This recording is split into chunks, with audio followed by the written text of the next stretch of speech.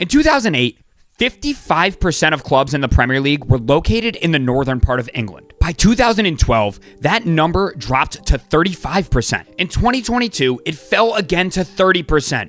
And in this present year, just 25% of clubs are located in the north of England.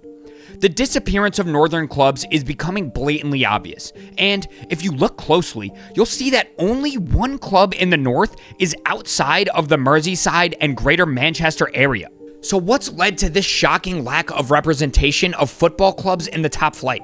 To clarify, when we talk about Northern England, we generally mean the areas above the Midlands, regions like Northwest, Yorkshire, the Northeast, and Cumbria. This includes major cities like Manchester, Liverpool, Leeds, Newcastle, and Sheffield. These areas historically served as strongholds of English football, but today, their influence on the Premier League has diminished drastically. The history and decline of northern clubs. Historically, the North has been the heart of English football.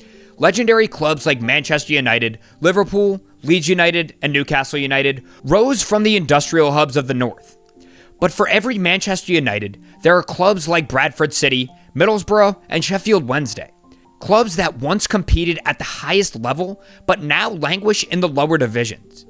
The decline of many northern clubs isn't just about poor football results.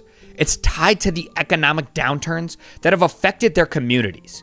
Industrial decline in towns like Sheffield, Hull, and Bradford has meant less local wealth to sustain these clubs.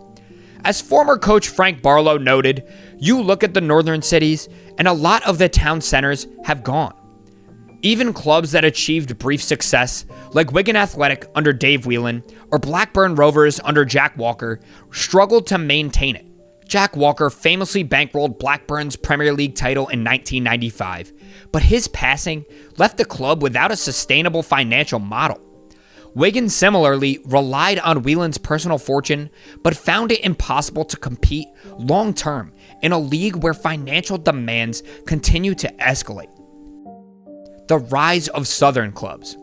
While northern clubs have faced economic struggles, southern clubs like Brentford, Brighton, and Bournemouth have emerged as success stories. These clubs have thrived not by outspending rivals, but through smart management and innovative strategies. Brighton, backed by Tony Bloom, has invested heavily in its infrastructure, including world-class training facilities and a data-driven recruitment model. Brentford, under Matthew Benham, has taken a similar approach, using analytics to unearth undervalued players and build a competitive club without breaking the bank. Bournemouth's rise, meanwhile, has been bolstered by significant investment and steady leadership when Eddie Howe helped them climb their way into the Premier League. These southern clubs' proximity to London also plays a role. London's wealth and international connections attract investors and make it easier to lure players who might be reluctant to move to more remote northern towns. The South has become a hub for opportunity, while many northern regions are still grappling with the economic challenges of post-industrial decline. The investment divide. In modern football, success often comes down to money.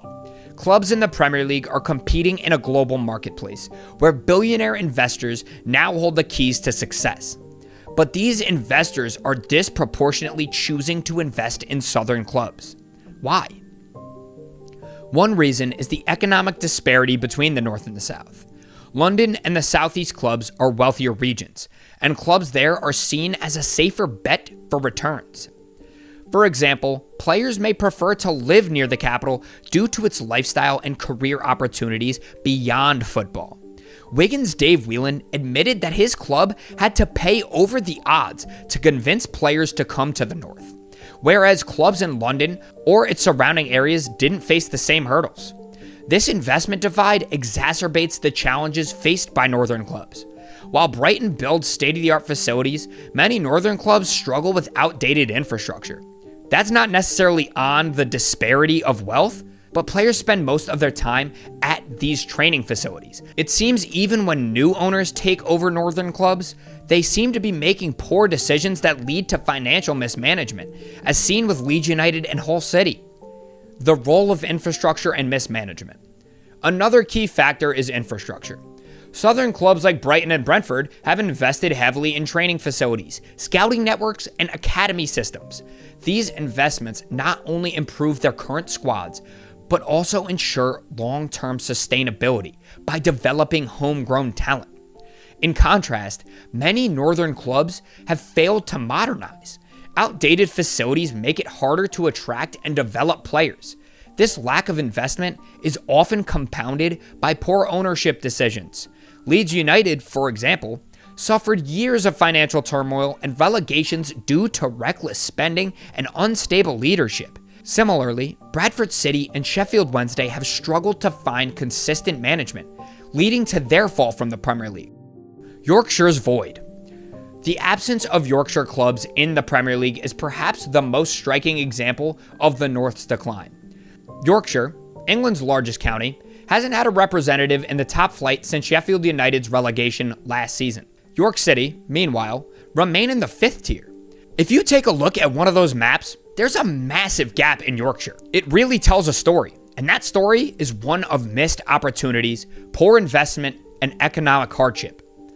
Yorkshire clubs have passionate fan bases and rich histories, but without significant change, they've been unable to compete with the financial might of Southern clubs. The changing nature of football. Finally, it's important to recognize that the Premier League itself has changed. Clubs are no longer competing just with their local rivals, but with global giants backed by nation-states and billionaires. Manchester City's transformation under Abu Dhabi ownership shows the scale of what's required to dominate in modern football. For smaller clubs, the gap between surviving and thriving in that way has never been wider. Smart management can still make a difference, as Brighton and Brentford have proven. But for many northern clubs, the resources needed to replicate those models simply aren't there. The combination of economic decline, poor infrastructure, and lack of investment has created a perfect storm that shifted the balance of power southward. The question remains then, can the northern clubs reclaim their place in the Premier League? Success stories like Newcastle United, now backed by Saudi Arabia's Public Investment Fund, suggest that with the right investment, it's possible. But for smaller northern clubs, the path back to the top will require more than just financial backing. It will take smart leadership, community engagement, and a commitment to building for the future. Whether the North can overcome these challenges remains to be seen. But one thing is clear, the Premier League's Southern dominance is no accident. It's the result of decades of economic and footballing changes. Changes that have left the North fighting to keep up.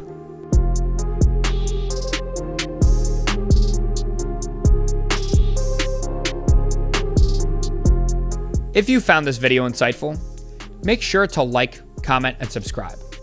What do you think the biggest reason for the Southern dominance in the Premier League is? Let us know in the comments below.